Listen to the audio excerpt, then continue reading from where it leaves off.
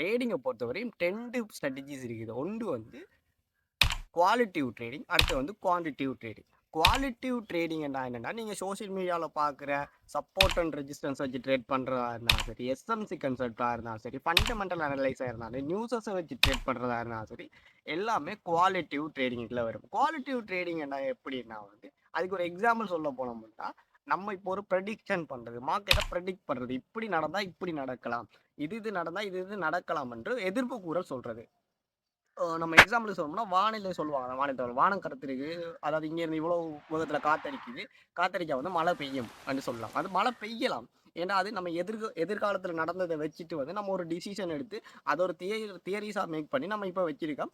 So அதுபடி நடந்தால் சரி நடக்கலாம், பட் அது நடக்காமையே விடலாம். நம்ம வானிலைக்கு அதை வானிலையோட ஒப்படைக்கில் வந்து நம்ம வானிலை வந்து எல்லாமே இயற்கையாக நடக்குது. பட் ட்ரேடிங்கை பொறுத்தவரை அப்படி இல்லை. ஒரு ஆளோட லொஸ் தான் ஒரு ஆளோட ப்ராஃபிட். ஸோ தியரிஸ் வந்து எதிர்காலத்தில் நடந்ததை வச்சு தான் தியரிஸை வந்து கிரியேட் பண்ணி வச்சுக்கலாம். இந்த கிரியேட் பண்ண தியரிஸ் வந்து எல்லா டைமுமே ஒர்க் அவுட் ஆகாது.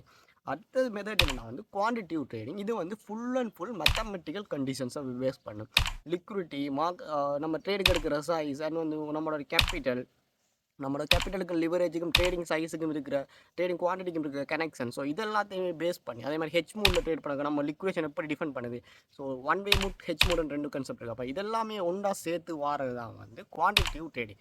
குவான்டிட்டிவ்ன்றது ஃபுல் அண்ட் ஃபுல் நம்பர்ஸை பேஸ் பண்ண போகுது. நம்பர்ஸ் எப்போவுமே வந்து பிழைக்காது, அதாவது கணக்கு பிழைக்காது. எக்ஸாம்பிள் சொல்ல போனால் 2 2 4 தான், அது வந்து சேஞ்சஸ் ஆகாது. 2 2 4ன்ற ஈக்குவேஷன் வந்து சேஞ்ச் ஆகாது.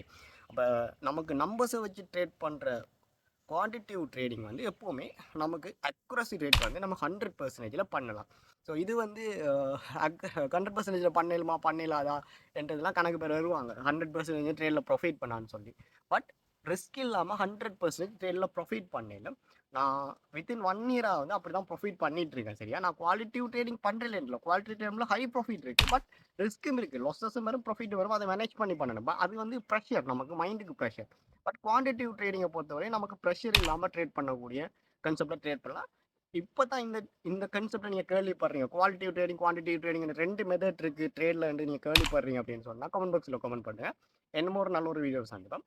Good bye friends.